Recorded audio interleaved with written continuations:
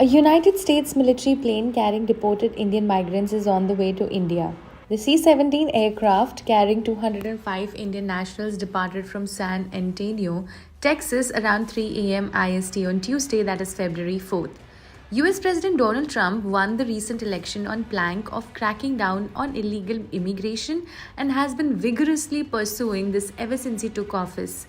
Illegal immigrants are being deported by the plane load, including significantly on military planes. The use of military planes for deportation is unusual in the US. It is also very expensive. Recently, Colombia had refused to let a military flight carrying deportees land, with President Gustavo Petro saying he would only accept civilian planes. Why then is the Trump administration persisting with them? How much does one deportation flight on a military plane cost? Let's find out. The US usually carries out deportations on commercial charters that look like regular commercial planes and are operated by US Customs and Immigration Enforcement.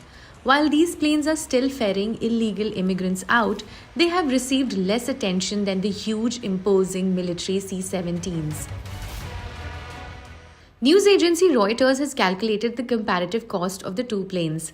A recent military deportation flight to Guatemala, it said, and I quote, likely cost at least $4,675 per migrant. That is more than 5 times the $853 cost of one-way first-class ticket on American Airlines on the same route.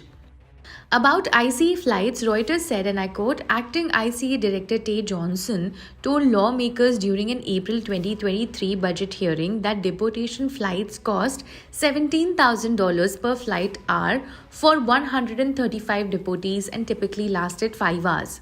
This would translate to a cost of $630 per person, assuming the charter company and not ICE pays the cost of the return flight. The estimate cost to operate a C-17 military transport aircraft is $28,500 per hour, the same report said. The deportation flight to India is the longest yet. So far, such flights have gone to Guatemala, Peru, Honduras, and Ecuador. A military plane had flown for Colombia too, but the country sent its own planes to bring back the immigrants. So why does Trump want to use military planes for deportation then? Well, it has to do with symbolism. Trump has frequently termed illegal immigrants aliens and criminals who have invaded America.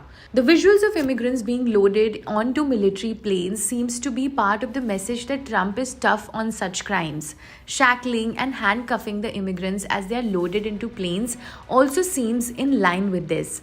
Recently, speaking to Republican lawmakers, Trump said, and I quote, for the first time in history, we are locating and loading illegal aliens into military aircraft and flying them back to the places from which they came. We are respected again after years of laughing at us like we are stupid people. The visual of migrants being sent back shackled on military planes, however, is a sensitive issue for home countries, especially in Latin America. The presence of the US military can also threaten the notion of national sovereignty in countries like Mexico.